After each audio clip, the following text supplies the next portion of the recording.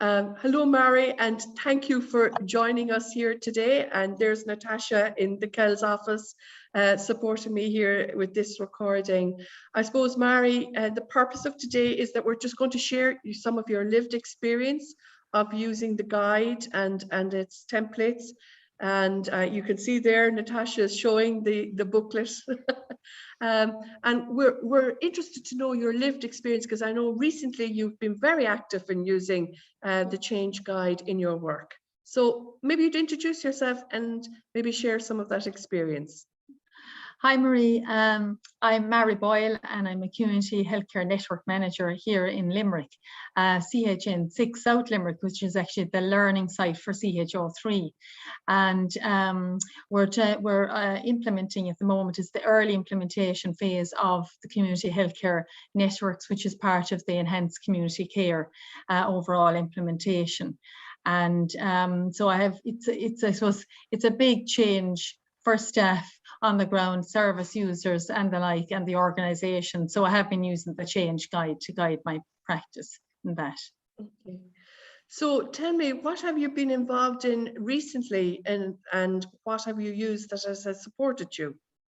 So recently I have been engaging with the key stakeholders. So I planned an engagement with the frontline staff, the multidisciplinary teams in Network 6. So I planned 2 workshops, and they were attended by about 20 staff at each workshop.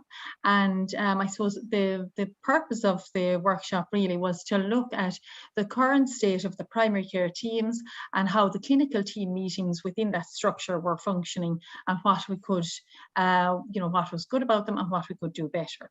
So to start the workshop, we did an individual exercise initially it was called we used the team diagnostic tool.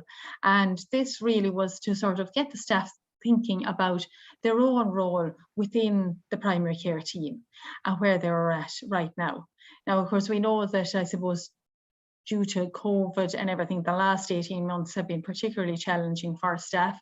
And the primary care teams in CHO3 were functioning, for the past kind of 10 or 12 years. So, so this gave the staff an opportunity to reflect on the pre-COVID state of the primary care team functioning and what was happening in the last 18 months while teams were not meeting face to face. But of course, there was a lot of teamwork going on in the background as well, in a sort of a different structure, as it were.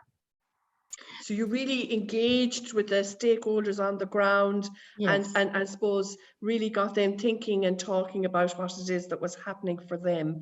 And then how did you move it on in the workshop? What did you use any other template to support the I suppose thinking? Yes, I suppose when they had a chance, it was to use the team diagnostic, it kind of got them into that mode of thinking around the team structure. And then we moved it on then, and we used the SWOT analysis tool actually to sort of to look deeper, I suppose, into what was working well within the team. So the strengths in the teams, the weaknesses, what wasn't going as well or what could be improved, the opportunities that were within the teams to maybe improve or to do things differently, and the threats or the challenges within the team and what staff themselves found as threats. So for this tool then we actually got the staff into small groups of 5 multidisciplinary team groups, which included the allied health professionals, nursing and admin. So it was very mixed groups, and the groups themselves then spent some time then looking at the strengths and the weaknesses and the opportunities and the threats. And then we came back then together within the room then as a larger group, and we used the post-its to map out all those themes under the different headings. So all the teams actually looked at all 4 sections, and then we put the post-its up under the 4 headings. And what we found was there was a lot of recurrent themes within the group. So, different groups were kind of finding very similar strengths and weaknesses across the group. So that was interesting. Okay, and so what I'm hearing you really say then, Mary, kind of by using even those 2 tools, you ended up, I suppose, creating the conditions of change to kind of enable them to move on to the next phase.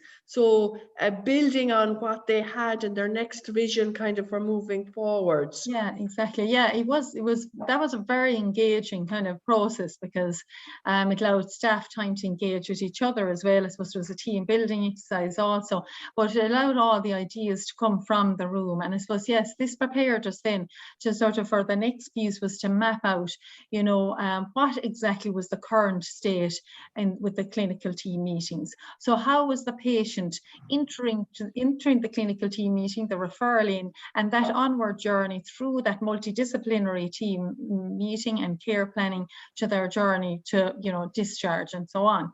So so I suppose doing the SWOT analysis, I suppose it really, like, it made the next piece very easy, because like a lot of that journey had been thought about when we were doing the SWOT analysis. So it made, you know, facilitating the kind of mapping out that journey quite an easy piece, because they had all the ideas in the room, they had all the, you know, the stories, I suppose, the patient stories and the staff stories to support the current practice. And then they were already thinking about the ideas of the current or the future state, and how the next process would be in designing a future state. So you're really in the change activities, in the defining and the delivering side, designing and delivering side of it as well. And, yes. and yet I'm hearing you kind of really looking at that whole piece of having the collective leadership, the shared purpose, the shared vision, you know, leveraging what the evidence is now, how they're supporting one another, investing in the team. You had it all done there, Mary, in using that initiative, which is really useful. Yes. And I think if I was to ask you, you know, did you have the support and governance from above you as well for this kind of approach? Yes, yeah. So I had great support from senior management here in CHO3, and of course nationally. I mean, we have been provided with, I suppose, a blueprint or guidance around how the network operating model should look on a sort of a higher, broader level. So that was important to guide us. But I think, you know, with that guidance, then it's important then to take the ground up approach then, and look and see how we as a team on the ground can, I suppose, shape that model and build the team within itself, and enhance, I suppose, the roles within that team to make it work, and to actually translate that vision and kind of strategic vision to the ground, and how it's going to operate and what it's going to mean for staff and patients and service users and families. And I suppose also the other piece is, you know, how it's going to look for integrating other services, you know, GPs and external services, you know, disabilities and mental health and home supports. And really all those issues actually came up within the workshop. So as I said, all the ideas and the, you know, the scoping out of the process was done really in the workshop by the team themselves. That's great, Mary. Well, Lucas, thank you for taking the time to talk to us and share your experience. We appreciate it. Thanks very much, Marie. Take care. Bye-bye. Thank you. Bye. Bye.